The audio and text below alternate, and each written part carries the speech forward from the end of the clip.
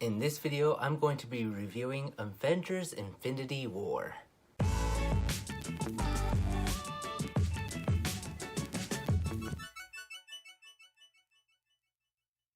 If you're unfamiliar with how my videos work, it's usually a 4-part video thing, review, and it's actually, this time it's going to be a 2-part because it's movies I've already seen, so they're going to be spoiler movies. So, the first thing is I give you my thoughts before the movie, then number 2, I give you my thoughts after the movie. So let's go ahead and get started. Avengers Infinity War is a great movie. I enjoyed it a lot. I remember just gasping at it at the end, especially the ending. It's like, wait, what? What? And so it was actually pretty interesting and made me ready for Endgame, even though I didn't know the title at the time of Endgame. So we knew that there was going to be a 4th movie, and everybody really wanted to watch that movie. And seeing all the characters come together and everything work so smoothly, it was actually pretty amazing. And so it was interesting to see like a lot of people in Infinity War. Yeah, you did miss like kind of 2 Avengers in there, but overall, it was a good movie, and I did enjoy it. It was so action-based, and this was a movie that everybody was waiting for.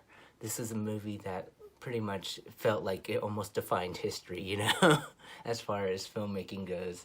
Like, nobody thought, 15 years ago, nobody would have thought, you know what's going to be the biggest movie in cinema history, one of the biggest movies? It's gonna be an Avengers movie. Like, Avengers? Like the TV show? No, the comic book Avengers. Wait, what? Why would a comic book movie be one of the biggest movies of all time? Then, in 2012, Avengers 1 happened, and you're like, oh, wow, that was great. Avengers 2 happened, but it was like, 1 was better. And then this one came along and just like, what happened? You know, it made your jaw drop at the end, and you're like, how? And so, you know, number 4, obviously the biggest one. And so this movie you had to watch a lot of the other movies to understand this one, and it was worth it. It was worth watching all those other movies just to understand the details of this one movie. And this is technically, like, I remember them saying that they were thinking about splitting it into 2 parts, Avengers 3, and Part 1, Avengers 3, Part 2. I remember that was the discussion, but then they decided just to separate them into 2 movies, and so I think that was a wise decision. But either way, this was a really great movie, whether it's historic or not. And yeah, there was so much action in this movie that I could remember. There was a lot of funny moments as well. But this one is the thing that started everyone like getting tense. And then you had the 2 movies in between, which was less tense. But then the following year, you're like, we have to watch Endgame. And so, yeah, watching this movie again, knowing where it's going to end, it's going to be interesting. I haven't seen this movie in a while, but I feel like I'm going to still get emotional. So, not crying my eyes out or anything, just like bawling out. No, not like that. Just like be like, oh wow, this is when this happened. This is when this happened. This is a combination of the 2 or something like that. Oh, this is where they met for the first time. Something like that, you know? But yeah, I'm going to go ahead and watch the movie and give you my thoughts after. Alright?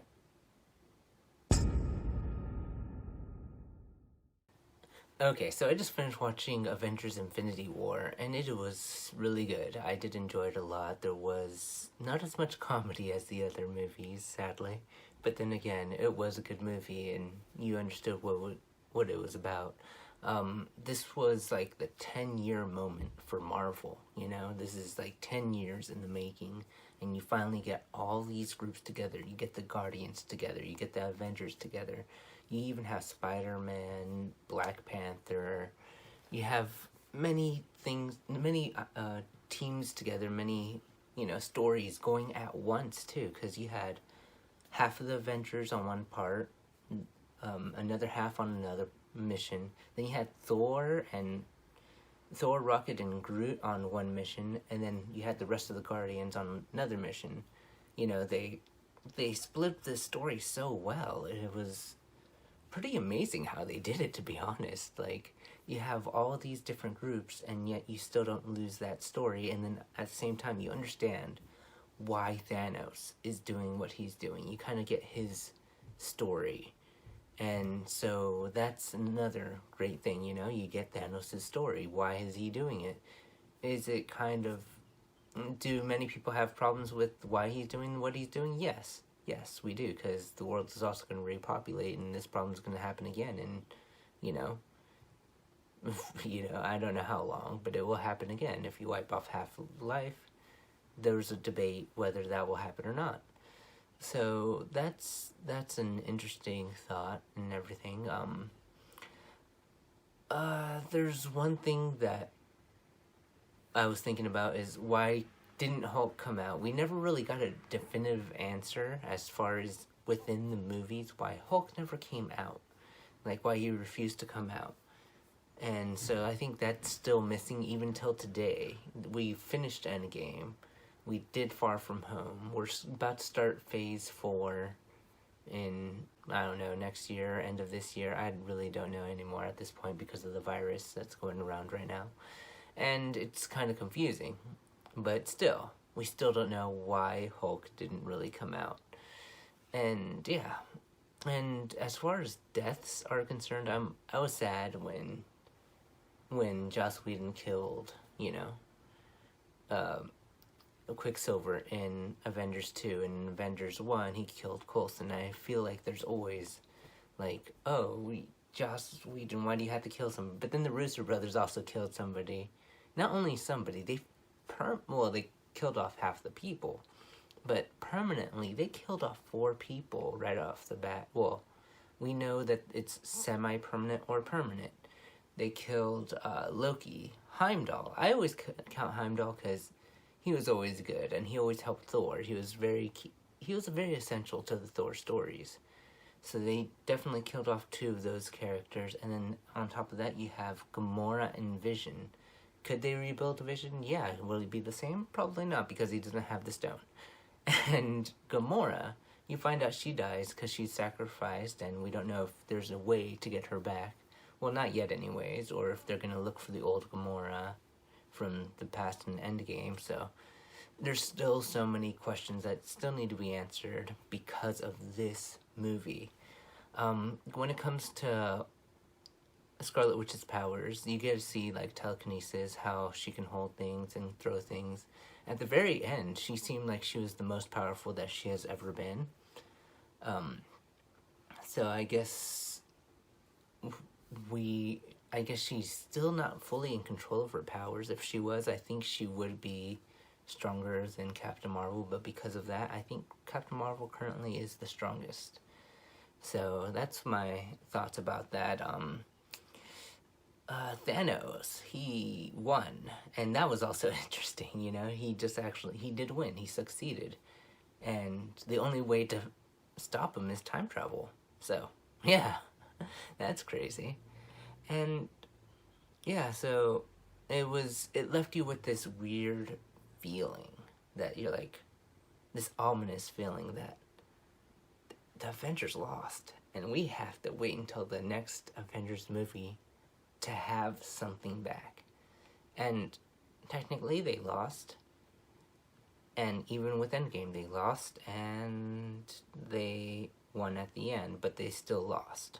So yeah, it's kind of crazy how everything happened. So another thing is Thanos' children. In previous movies they do mention that, Thanos has more than 2 children, which the main focus would be Nebula and Gamora. We never find out why Gamora is his favorite. You do have some that seem like they would be more powerful than Gamora, and I feel like there should be something to show why Gamora is the most dangerous woman in the universe, why she's called that. And I would love to see why. Not because she's Thanos' daughter, but I'm pretty sure there's a reason why she has that title.